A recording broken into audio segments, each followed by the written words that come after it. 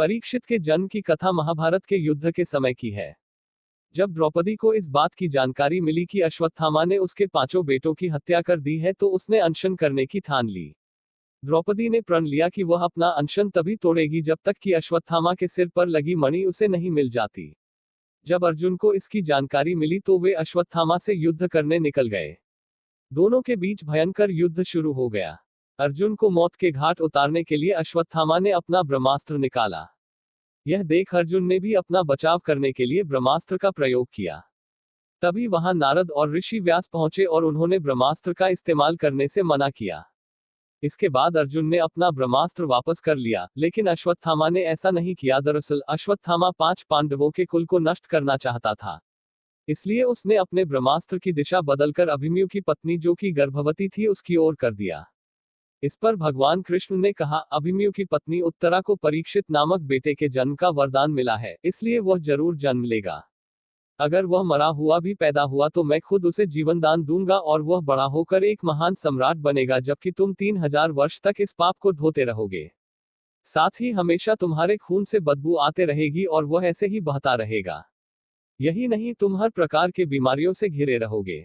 इसके बाद अर्जुन ने अश्वत्थामा को रस्सी में बांधा और द्रौपदी के पास ले आया। अश्वत्थामा की हालत देखकर द्रौपदी को दया आ गई और उसने अर्जुन से उसे छोड़ने की अपील की। मगर भगवान कृष्ण ने ऐसा नहीं होने दिया और उन्होंने अर्जुन को आदेश दिया कि उसके सिर से मणि निकाल ले और द्रौपदी को दे दे। इधर ब्रह्मास्त्र के गर्भ में जाते ही उत्तरा को तेज दर्द होने लगा। यह देख भगवान कृष्ण ने अपना छोटा रूप धारण किया और उत्तरा के गर्भ में दाखिल हो गए। कृष्ण का छोटा रूप एक अंगूठे के बराबर ही था। वे शंख, चक्र, गदा और पद्म सब कुछ धारण किए हुए थे। उत्तरा के गर्भ में अश्वत्थामा द्वारा छोड़े गए ब्रह्मास्त्र की आग को शांत कर रहे थे। वहीं गर्भ में पल रहा बालक उन्हें देखकर हैरान था कि मेरी मां के गर्भ में यह कौन घुस गया है। कुछ समय बाद उत्तरा ने अपने बच्चे को जन्म दिया, लेकिन वह मृत पैदा हुआ। यह देख वह रोने लगी।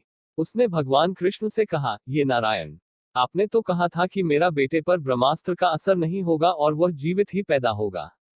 वह सालों तक अमर होकर राज करेगा, लेकिन यह तो मरा पड़ा है। इसे जीवित करने की कृपा करो प्रभु।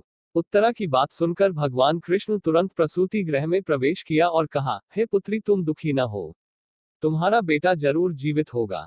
मैंने खुद इसके जीवन की रक्षा की है। इसके बाद कृष्ण भगवान ने मृत बालक पर अमृतमयी नजरें डाली और कहा, अगर मैंने जीवन में कभी झूठ का साथ नहीं दिया है और हमेशा ब्रह्मचर्य के नियमों का पालन किया है, कभी किसी लड़ाई में अपनी पीठ नहीं दिखाई है, न ही कभी अधर्म का साथ दिया है, को अभी इसी समय अभिमन्यु का यह पुत्र जो मरा पड़ा है वह जीवित हो जाए। इतना कहने के बाद कृष्ण ने जब उस मृत बालक पर अपना हाथ डाला तो वह जीवित हो गया और रोने लगा। इसके बाद भगवान कृष्ण ने ब्रह्मास्त्र को वापस ब्रह्मलोक भेज दिया। यह चमत्कार देख सभी स्त्रियां आश्चर्यचकित हो गई। इसके बाद भगवान कृष्ण ने अभिमन्यु के पुत्र का नाम परीक्षित रखा। इसके पीछे का कारण था कि वह बालक कुरुकुल के नाश होने पर जन्मा था। वहीं जब युधिष्ठिर वापस आए और उन्हें बालक के जन्म के बारे में पता चला तो वे भी खुशी से झूम उठे। इस खुशी में उन्होंने हाथी, घोड़े, अन्न, गाय आदि दान दिए।